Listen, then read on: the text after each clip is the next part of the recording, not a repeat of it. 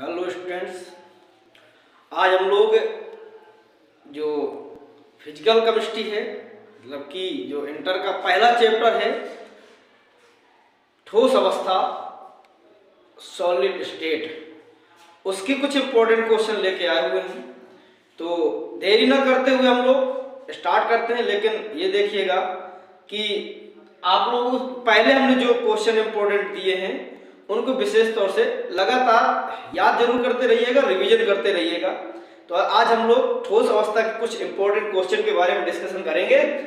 जैसे कि सबसे पहला क्वेश्चन है, क्रिस्टलीय तथा अक्रिस्टलीय ठोस में अंतर लिखिए तथा एक एक उदाहरण दीजिए।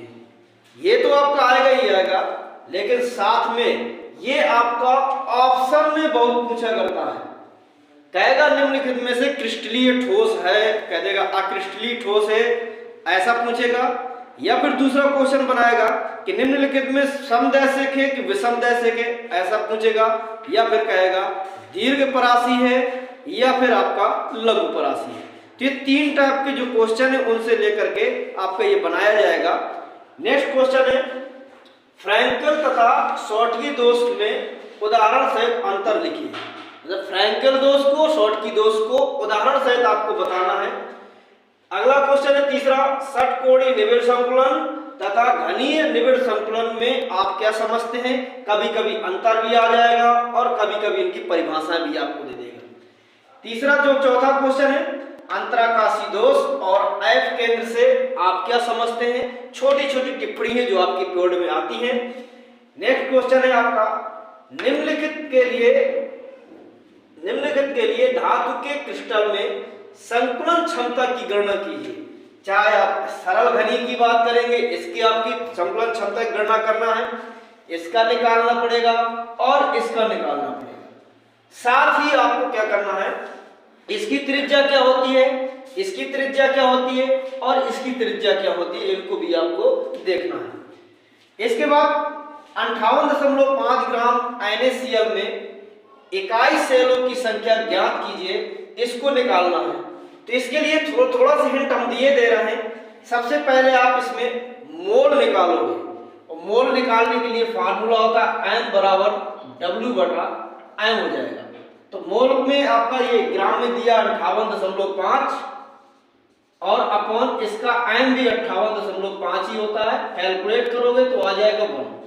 n इक्वल टू 1 हो गया। इसके बाद परमाणु संख्या निकालने का फार्मूला होता है n बराबर x/Na। तो इसकी जगह x इक्वल टू आ जाएगा 1 गुणे Na का मान होता है 6.02 × 10⁻23। इसके बाद निकालना किसका, NaCl। तो NaCl का Z आपका 4 होता है, तो 4 से आप इसको डिवाइड कर देंगे, आपके लिए आंसर इसमें आ जाएगा। इसके बाद धात्विक स्वर्ण क्रिस्टल आकृति में घन जालक केंद्र में सोने के 2 ग्राम में इकाई सेलों की संख्या क्या होगी। Au का परमाणु भार भी आपको दे रहा है। वेरी मोस्ट इंपोर्टेंट क्वेश्चन, और ये ज्यादातर आपको दूसरे के काम में ही मिलेगा। ठोस अवस्था का जो भी क्वेश्चन आएगा दूसरे के काम में मिलता है बोर्ड एग्जाम में। नेक्स्ट क्वेश्चन है, एक घनी संरचना वाला यौगिक A व B है, तत्वों से बना है। इसमें A घन के कोनों पर A है, कोनों पर स्थित है, और B जो है फलक पर स्थित है। इसका सूत्र निकालना होता है। तो इस प्रकार से आप बनाओगे। ये आपका एक घनी क्रिस्टल जालक हो गया। A जो है इसके कोनों पर स्थित है इस प्रकार से। तो ये कितने 8 कोने होंगे। तो 8 कोनों पर A स्थित है आपका। तो इसको देखेंगे तो 8 गुणे 1/8, इसकी वैल्यू आ जाएगी आपके पास कितनी 1। तो मतलब A आपका 1 हो गया। लेकिन वही कह रहा कि जो B है आपका वो आपके फलक पर स्थित है। इसमें 6 फलकें होती हैं, तो 6 फलकों पर आपका B आपका स्थित है। तो आपको 6 गुणे 1/2 करना पड़ेगा, तो 3 हो गया। तो B आपके आ गया 3। सूत्र की बात कर रहा है तो बन जाएगा AB 3 बन जाएगा।